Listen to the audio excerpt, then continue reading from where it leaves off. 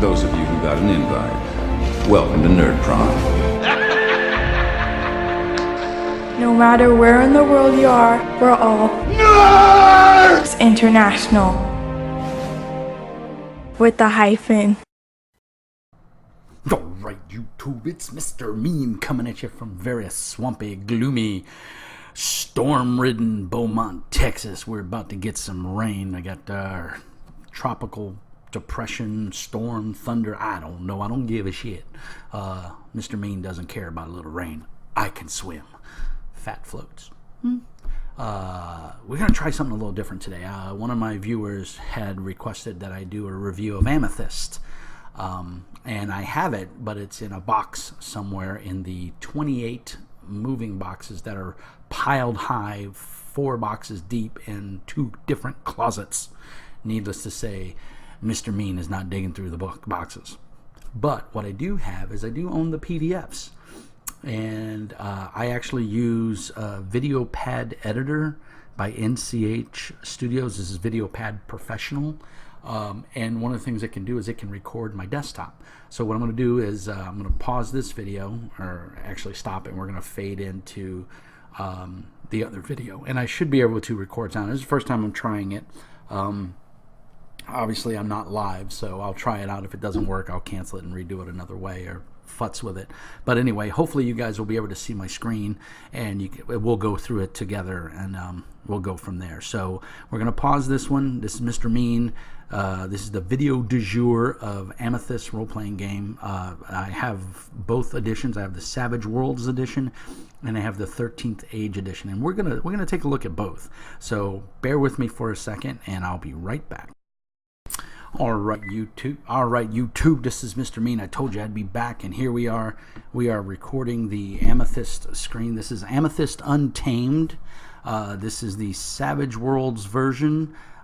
This is the World Guide. You can see I purchased this. There's my name, and there's my order number. So this is legit software, or PDF that I did purchase.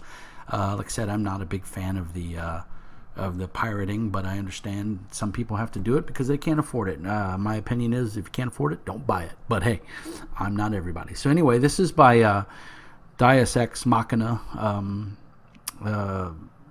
DCM, I think, or DMX, or I don't. Oh, there it is, DEM, Deus Ex Machina. These guys are great. I reached out to them. They have a G+ group. And it's pretty quiet right now because I think pretty much all their books have come out. One of my viewers had asked if I was going to do a review of Ultramodern 5, which is the Ultramodern book for 5th edition D&D.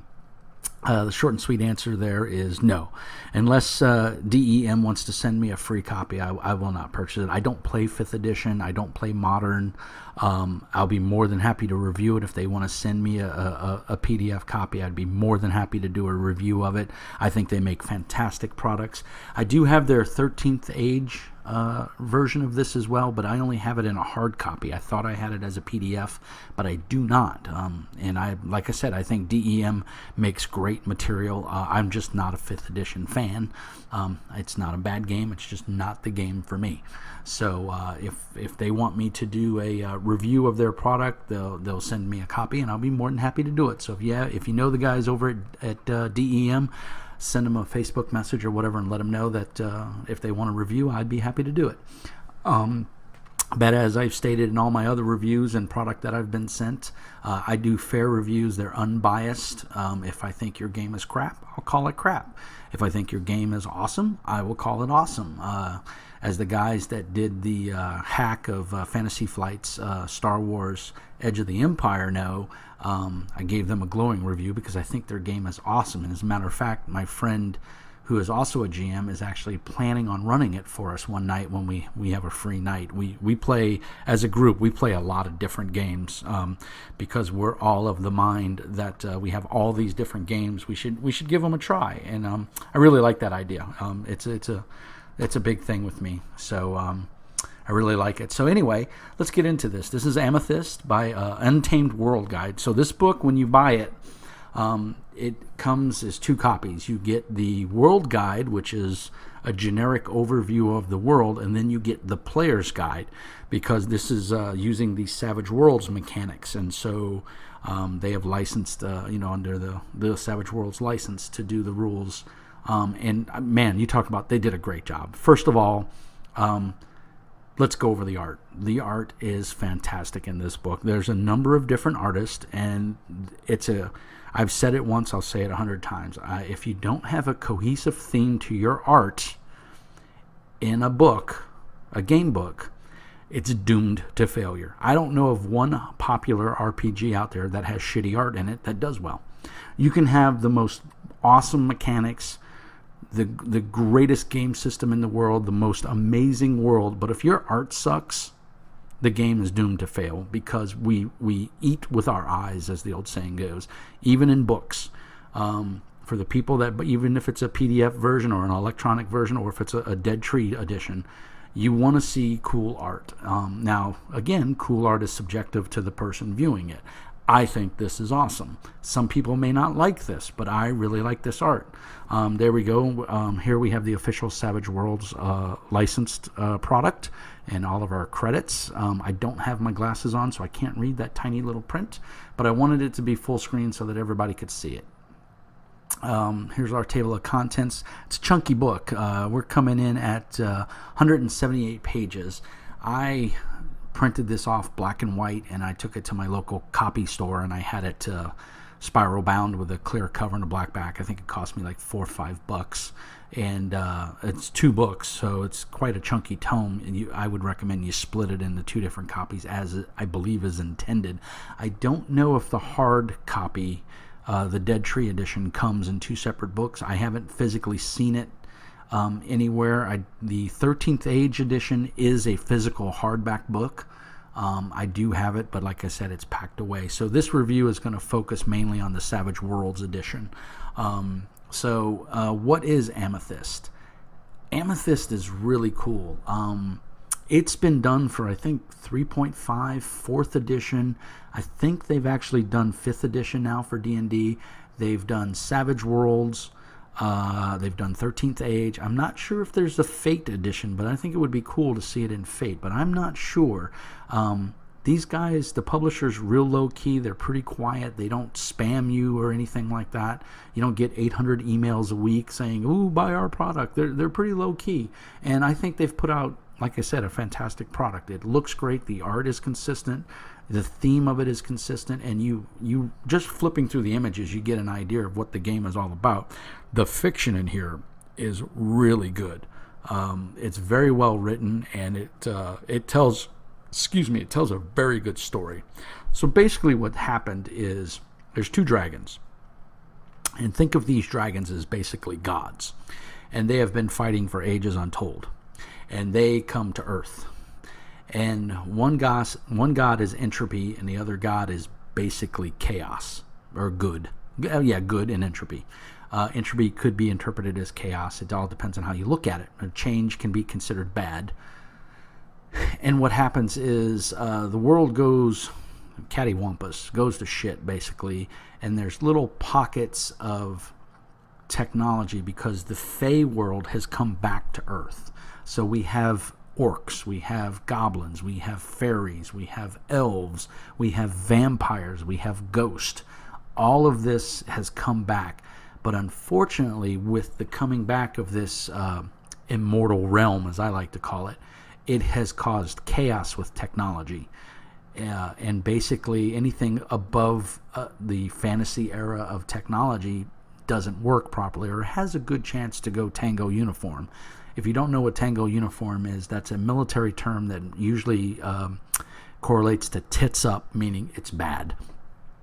And so there's little pockets. I think Chicago's got an area, New York's got an area. There's, I think, an area in the Midwest somewhere, and it's just a cool. There's these little pockets of like civilization where they have electronics, and they have, subways, and they have buses, and cars work, and everything's normal. The problem is they have these huge walls, and they don't let fey creatures in. I mean, here's talking about it right here. where the meteorite hits Earth or the dragon below hits Earth. Here's an example of a normal city. Oops, we hit ahead. There's some more fantastic art. And basically what happens is whenever you start getting the Fey creatures coming into an area that has technology, shit starts going wrong. It stops working, guns jam, cars stop, they fall apart, they decay, and if the Fey creatures stay long enough and convert the land over to their reality, basically, like cars will literally rust in a matter of months or a year as opposed to decades. They'll rust and be absorbed back by the land. And so it's been a couple generations since this has gone on, and it's your characters. You can either play the Faith Evolved, or you can play regular humans, and you basically are just trying to survive in this world. And it's all the fantasy tropes, it's all the sci-fi, or I shouldn't say sci-fi, more like modern, slight sci-fi tropes are in here. It's just a mix mash. It's really hard to describe this game because it's a postmodern fantasy apocalypse. I think that is the postmodern fantasy apocalypse. Yeah, I like that. I'm going to go with that. This is a great piece of art. This is a vampire, basically. They're basically a type of elf, and they do drink blood. They are seductive, but they're not inherently evil. And you can play one as a player character. I forgot what they actually call them. We'll go through it and we'll see it. But obviously, they're known for their seductive ways and manipulating people, so they're not well liked. And of course, this is the world book. And I mean, as you can see, there you go. I mean, that's a very cool piece of art, very evocative of, the art style in the game, and of course the Fae. Anything that's not human is considered Fae. Interspecies romance, because hey, it might come up in your game. Just a lot of cool stuff in this. Goes into the cultures, the different types of benefits that you have. Human misconceptions, which I think is great. Chaperones, which are like basically elves, for a lack of a better word, if I remember correctly. Chaperones are elves of legend, and they protect the forest. There's one right there. So Damascans are basically Damascans, fascinated by knowledge and have nearly perfect memory. They can read and write twice as fast as most people, and even the least scholarly among them know at least 3 languages. So yeah, I mean, it's pretty cool. All the different races, the Gimfin, these guys, they're Fae. Anything that's not a human is considered Fae, period. That's the end of the distinction by the human purist. But Gimfin, they're awesome. Everything in this book, to be honest, is awesome. I got to play it with my good friend Thomas Allison, and we really enjoyed it. We played the 13th Age version a little bit more, and it was a lot of fun. We really enjoyed it. And the nice part with 13th Age is totally compatible with all the other 13th Age books. So you could totally do, like, I had an idea for doing a Kodiak. A Kodiak in this setting, in the Amethyst setting, is basically a sentient Kodiak brown bear that walks upright. So it is slightly evolved, and they are evolved from the bears that were here on Earth before the change. And as the magic invaded the Earth and everything, they started walking upright, and it was very cool. And basically, I was thinking of making a monk Kodiak, which I thought would be awesome. Just see this huge monk that's just kicking ass and taking names. So there's all the different types. The Naros are basically your dwarves. There you go, right there. They have a pretty unique fighting style. I wanted to play one of those in the Savage Worlds game, but I didn't. But you can see that's pretty much how they look. They're very militaristic. Pegus are basically goblinoids. They're not. These are the bad guys of the world, and they're cruel, vindictive. They're just not good. Tunnel City. Beneath the mountains of Southam, the Tenebrae are pale and sickly looking and congenially blind, but have compensated for their lack of vision with tremendous sensitivity to the currents and vibration. So I mean, there you go. There's a Tenebrae. So their eyes are glossed over. They're blind. They're basically born blind, but they can hear and they feel vibrations, and they make badass warriors. So the Tillian, half Fae, because obviously you have races. Here's a Kodiak. That's one of the Kodiaks. So they're just a beast. Hey, look, my GeForce driver is downloading. Here's some humans with some technology, and they're shooting at something. So probably not good. Goes into humanity, all the different languages. It's just typical Savage World setting, but the guys over at Deus Ex Machina did a great job. This book is so detailed, and there's anything you want to know. I mean, like I said, they go into crossbreeding and romantic interest amongst the races and stuff. So it's really well done. There's a soldier all decked out. So, I mean, it's the art, like I said, is phenomenal throughout the book. Here's your places. There's one of the big cities. I'm just trying. Here's an average city that in Fae are not allowed. If you get caught in a city as a Fae, it's basically pretty much shoot on sight. There's very few Fae that can get around the city unmolested, because of their inherent magical nature. They cause technology to break down. The Gimfen are the exception to that rule. They can use technology, and it doesn't break down nearly as much for them. But they're like gnomes, basically, and they're the only ones that are even halfway tolerated. And then these are all the cities to break down. And I'm not going to go through page by page because you can kind of get an idea. Tech level, basically the tech level in an area tells you the highest level of tech you can use. Like a sword will be tech level 1 or 2, I believe, but a machine gun would be tech level 4 or 5. A personal computer would be like tech level 6, something like that. I'm not exactly sure. It's been a while since I've played this.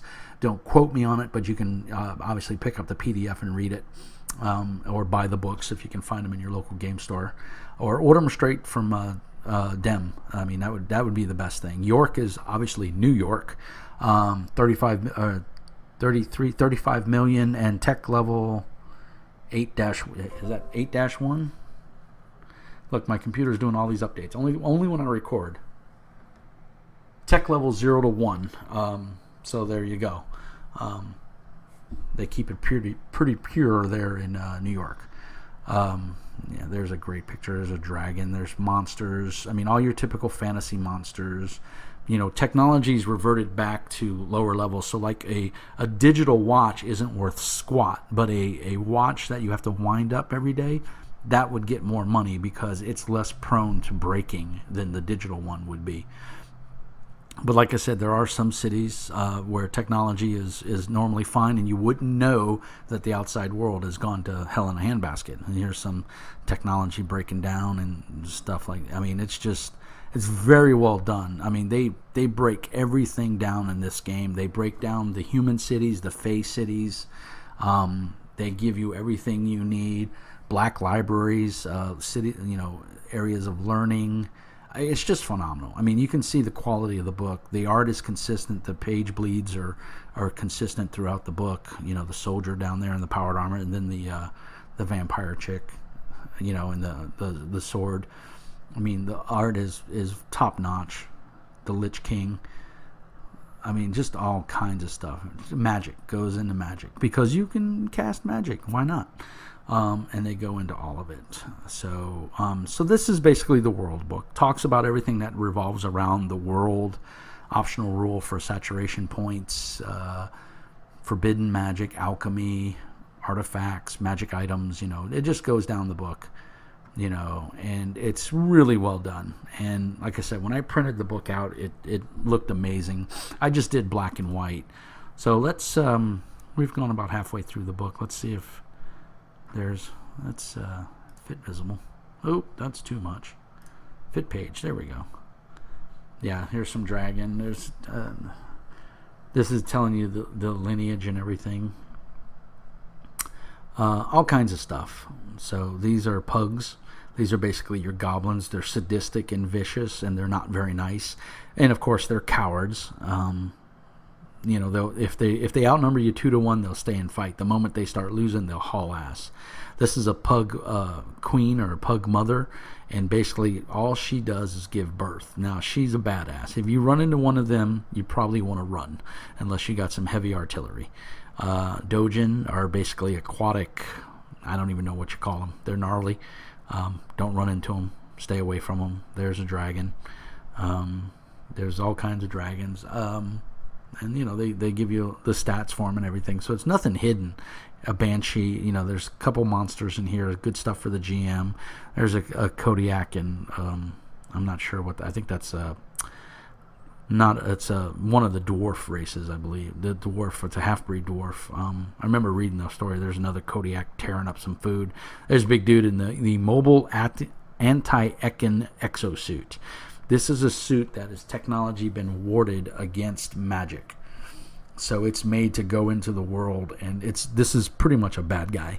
It's made to go into the world and kill all the Fey-based creatures without taking as much damage from the... it's not called the quickening. I forgot what it's called. It's like the severing or something, and it's basically what happens when there's too much ambient magic in an area for technology. It shuts your technology down, and so that's what that's made to do. So there's a whole bunch of stuff in here. I mean, there's a knight fighting. I mean, just the art is cool. I mean, buy the book if nothing else for the art. There's another pug, and there's all kinds of neat stuff in here that I don't even know. That's just creepy. And I mean, some full color. Yeah, chapter 6 adventuring.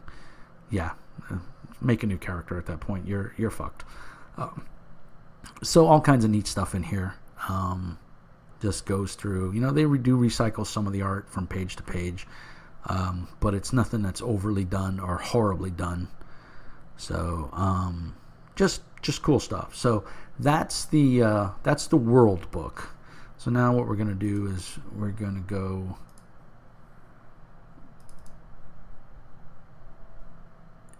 and hopefully this is going to open. There we go. This is the player's guide.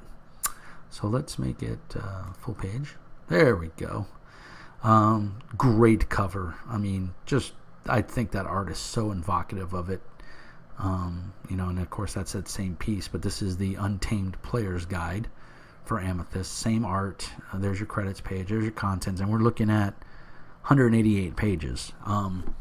This is the meat and potatoes here, kids. This is what you were waiting for. This has got everything about making a character. You can play the Fae, the Tekkens, which are basically the middle races, and the people that they've embraced technology, but they're still somewhat Fae, and then the Ekkens, which are basically everything outside of that, or there's Fae as well. It's hard to describe. You'll have to read it because the way they break it up is weird. And then the fact that you can crossbreed. So here's your Fae, your Elders, your Chaperan, your Damascens, your Gimfin, your Lauteran, your Naros, Yapagas, Tenebrae, Tillian. The Tekkens are, Bastions, Angel, these are the areas right there. The human settlements, the main ones they give you. Here's firearms and equipment, and then of course the Ekkens. You got humans. It's basically anybody that doesn't fall into this category, and there's quite a few. So another cool piece of some sort of weird armor, nice gun at the bottom. This book also maintains the art as well. Great piece of fiction in the beginning. It's actually several pages. Talks about a young boy, and he's living inside that world, and then a dragon attacks. It basically is when the world goes to hell in a handbasket, and it's a really cool story. Let's see, let's get past, here we go, the history. It kind of gives you a little bit of what the world book gave you, but kind of puts it in a player character perspective. Glossary, obviously everything you need to start playing some more fiction. Savage Amethyst. So here's character creation, and it goes into everything you need to know for character creation, new edges and hindrances. You can make a really in-depth character with this, and it's one of the things I really like, because you have a super duper world, and then you have this awesome character creation that goes way above and beyond what normal Savage Worlds does. When I made my Kodiak, I really felt like I had a character that I knew really well, and I like how they did it. And as you play the game, you can get better edges, and as you progress through novice and seasoned and everything for the levels of Savage Worlds, you can get some really cool abilities, and it's really well done.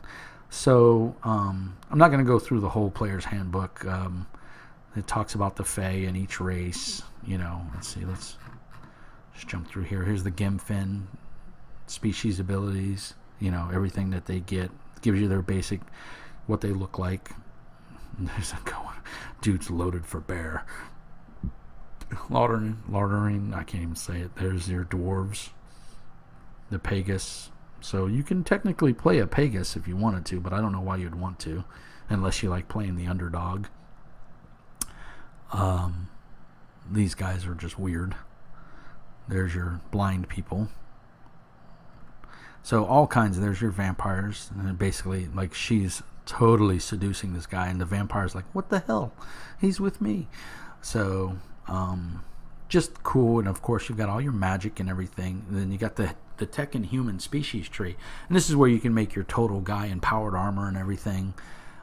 You got to work out of a bastion. So the neat thing is the game, you can play it from either aspect. You can play it from the humans trying to survive in their bastions, which is what they call the last cities of technology, or you can play it from the point of the view of the Fae, trying to survive, because the humans are definitely out there to kill them. Most of them are. The player characters maybe not. It depends on what kind of game you want to run. The starting adventure in here is actually a very good adventure. Sleeper.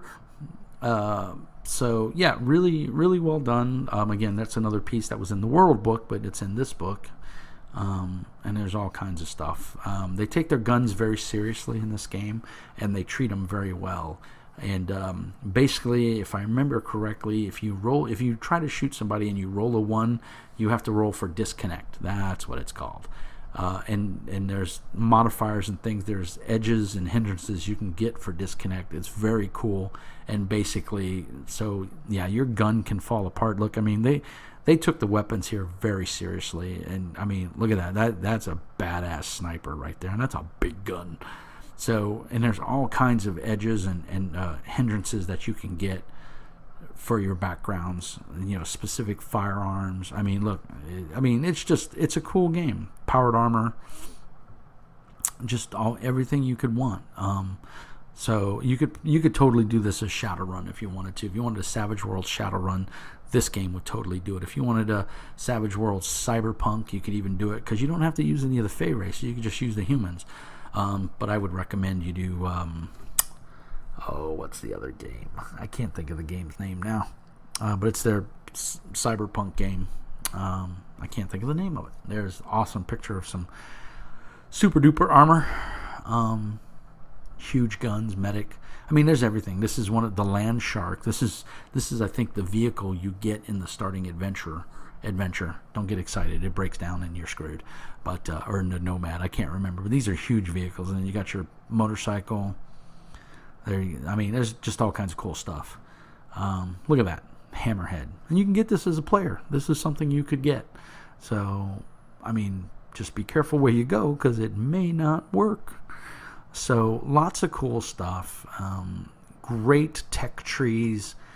Great leveling up abilities as you progress through the ranks of Savage Worlds character ranking system. You can get access to all these extra cool powers. And then here you go with your and you can be a magic user. Here's the Kodiak, which is what I played. It was phenomenal. A lot of fun. Guy hit like a freight train, I'm telling you. Here's a Nova. And of course, they've got archetypes in here, just like any good Savage Worlds game will. So if you want to play right away, boom, here you go. You just drop this in and you're good to go. Fill it out, put it on a character sheet, and you're ready to rock and roll. So just some cool stuff. You can see some of the art's recycled. That's a new piece, and it's very good. There are this faction of humans, and I forgot what they're called, but they kill every Fae creature that they come across. Doesn't matter. So that's a faction that you can actually play in the game, or be opposed by or go after them. So new edges, really cool stuff. This is a dwarf, and the dwarves basically follow, for lack of a better word, Bushido. They're basically samurai dwarves. They're very martial based. They have their own style of fighting, and while not necessarily based off of samurai of Earth, you can kind of see where they took their training from and everything. So it's very cool to see a little bit of real world in there. So it's very cool. Some elves doing what elves do. I don't even know what that is. Floating city. Here's magic, and obviously you can sling spells, like any Savage Worlds fantasy game, and you can make a character that's totally a spell sword, you could. So yeah, I mean the sky's the limit with this game, and it's very well done. It's laid out really well. I think character creation was it's a little bit all over the place, but that is due to the fact that it's a Savage Worlds game and it's a big book and there's a lot of stuff to go over. So don't expect to turn to page 1 and start making a character, and then by page 10 you're done. You're going to have to flip through the book. This is a point where post-it notes are your friend, and tab those sections of the book. So if you want to play a Kodiak, you're going to have to tab off the Kodiak page, and you're going to have to flip back to the edges and hindrances, and figure out what works best. What I will say, what they do very well is they do give you a list of traits and hindrances that work well for that race. You don't have to take them. It's just a suggestion, but it's very well done. So, yeah, that's pretty much, I don't want to flip through the whole book. But you can see it's laid out well. The art's, pretty fantastic. There's a good index. It'll pretty much cover everything you want to cover. I don't know why it went black there. The last page is blank. So there you go, guys. That's Amethyst Untamed. That's the player's guide and the world book. That's my thoughts and feelings on it. And like I said, I think it's a great game. I think if you get a chance to pick it up, you should pick it up. It's a buy in my book. I can't remember who asked for the review, but I hope that answered your questions. If you have anything else, shoot me an email or shoot me a message through Facebook, and I'll be more than happy to answer it. So, as always, everybody, peace and hair grease, and be nice.